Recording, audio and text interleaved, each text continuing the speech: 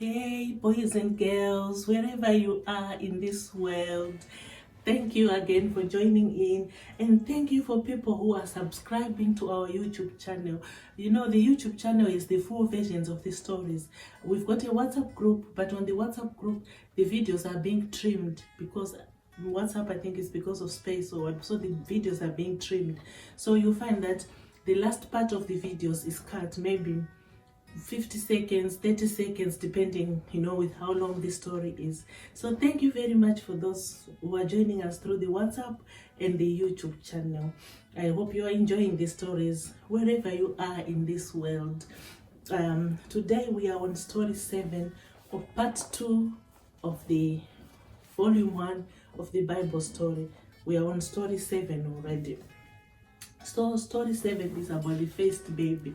I love babies, and we want to know what this first baby was like, the very, very, very first baby that was born. And before we start, the story is found in Genesis chapter 4 verse 1. So we'll just have our quick prayer. I'm hoping that we have now learned the prayer. It's an easy prayer. We keep the same prayer because we've got different age groups. We've got 1-year-old babies, 2-year-olds, 3-year-olds, 10-year-olds to some to 15 years. So the prayer, we keep it simple, the same prayer, so that all of us can learn the prayer. So let us pray. Good afternoon, dear Jesus. This day is for you.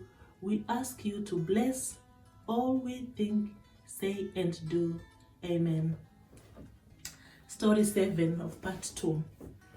When God created the fish, birds, and animals, he said to them, "Be fruitful and increase in number."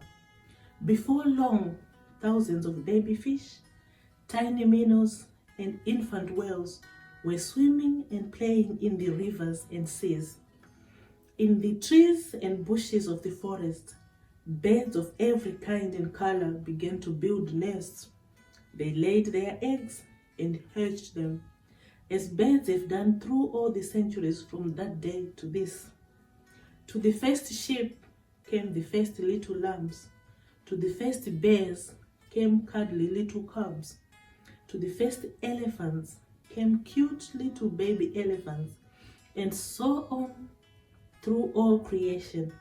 The whole world became one big nursery, with thousands of mothers and fathers doing their best to feed and train their children. God also told Adam and Eve, "Be fruitful and increase in number." He didn't want them to be alone. Instead, he wanted them to have a large family and enjoy the love and companionship of many, many boys and girls. When you stop to think of it, this was by far the greatest gift of God's love to these dear creatures he had made.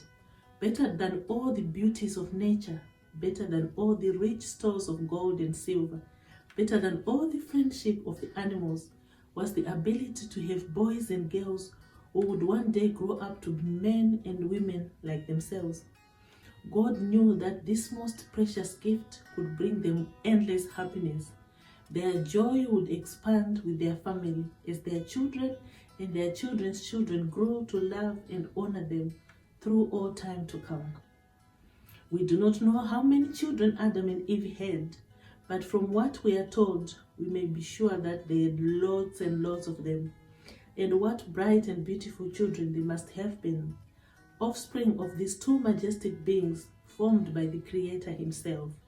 How the hills and valleys rang with their happy laughter as they roamed together in the fields and woods and played with their animal friends.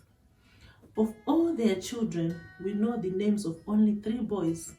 Of course, they must have had girls in their family too, but we can't find any of their names in the Bible.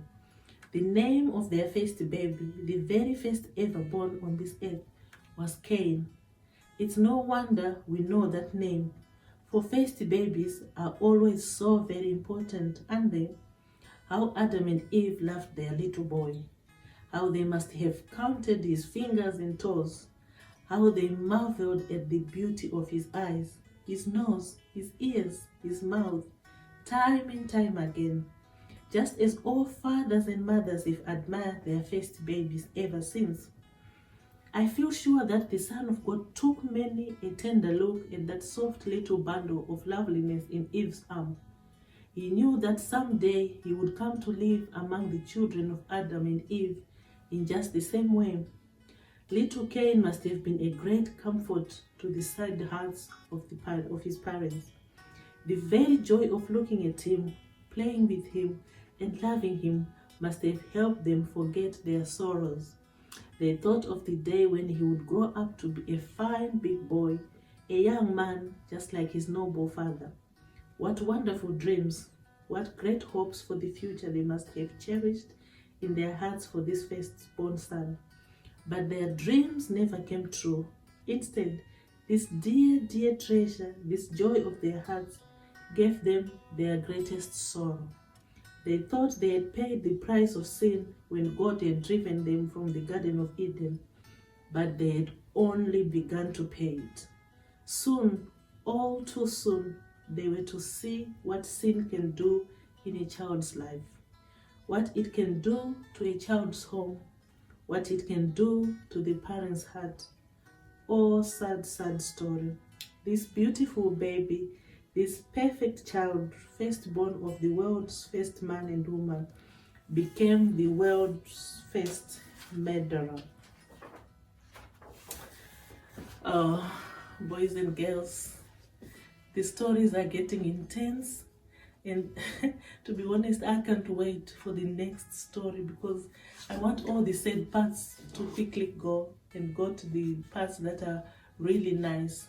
But anyway, thank you for joining in, and God bless you all. See you again tomorrow. God bless.